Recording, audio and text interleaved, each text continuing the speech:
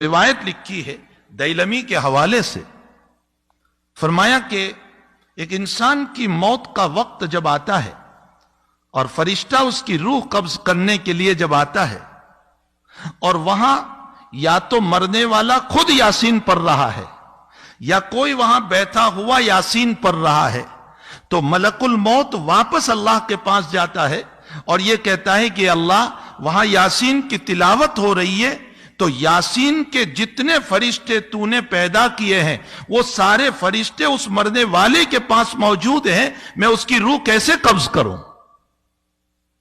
اس کی روح کو میں کیسے قبض کروں؟ وہاں تو سارے فرشتے موجود ہیں۔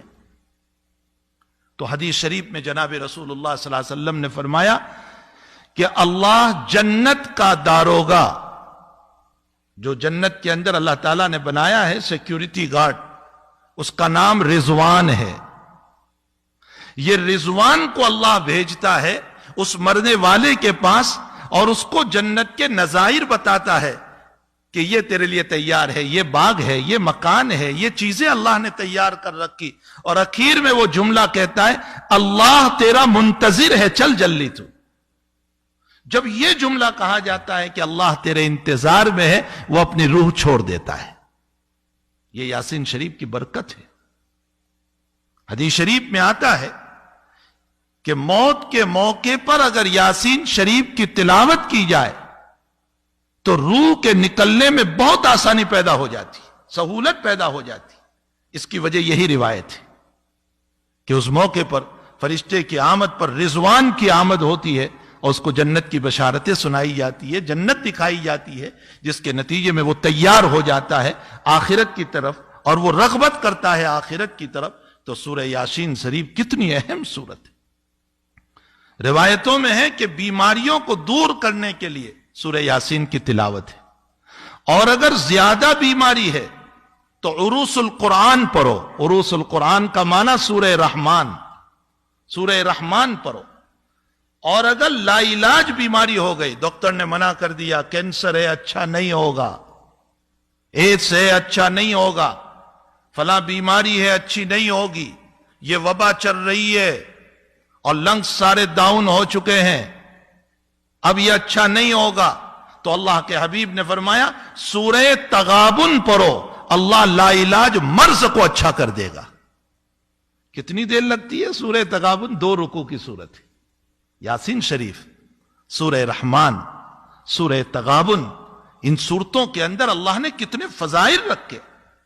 اور اگر الحمد شریف، اللہ اکبر، اللہ تعالیٰ قرآن کریم میں الحمد شریف کے باب میں یوں فرماتے ہیں کہ سبع المثانی والقرآن العظیم، فرمایا پورا قرآن اگر آپ کو دیکھنا ہو تو الحمد شریف ہے۔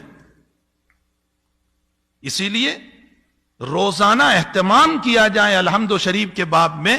مجدد الفسانی رحمت اللہ علیہ فرماتے ہیں کہ جیسے تیل ہوتا ہے، پیٹرول اور ڈیزل، یوں ڈالو اور بھڑک اٹھتا ہے، فرمایا سورہ فاتحہ وہ ایندھن ہے کہ یوں پڑھو گے اور اللہ تمہیں شفا دے دے گا، بشرطے کہ سچے دل سے پڑھو، یقین ہو اللہ تعالیٰ پر۔ نبی علیہ الصلوۃ والسلام کا معمول گرامی تھا کہ ہر نماز کے بعد، چاہے اس کے بعد سنتیں ہو یا سنتیں نہ ہو، سنتیں ہیں تو سنتوں کے بعد، اور سنت نہیں ہے تو فرض کے بعد، حضرت کا معمول تھا آیت الکرسی پڑھتے تھے ایک مرتبہ، تو آیت الکرسی پڑھی جائے۔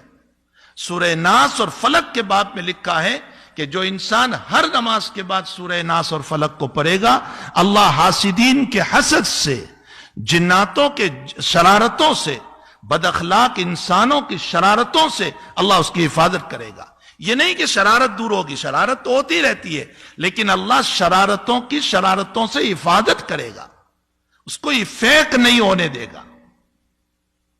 ایک حدیث شریف میں حضور پاک صلی اللہ علیہ وسلم نے فرمایا اگر تمہاری دنیا کے باب میں مسئلہ یہ ہو گیا کہ آمدنی کم ہو گئی، حالات ٹھیک نہیں ہے، ضرورتیں پوری نہیں ہو رہی ہے، آج سارے لوگ کہہ رہے ہیں نا ضرورتیں پوری نہیں ہو رہی ہے، آمدنی کم ہو گئی ہے، دکان ٹھیک نہیں چل رہی ہے، جاب نہیں مل رہا ہے، پریشانیوں میں مبتلا ہو گئے، اللہ کے نبی فرماتے روزانہ سورۃ الواقعہ کی تلاوت کرو۔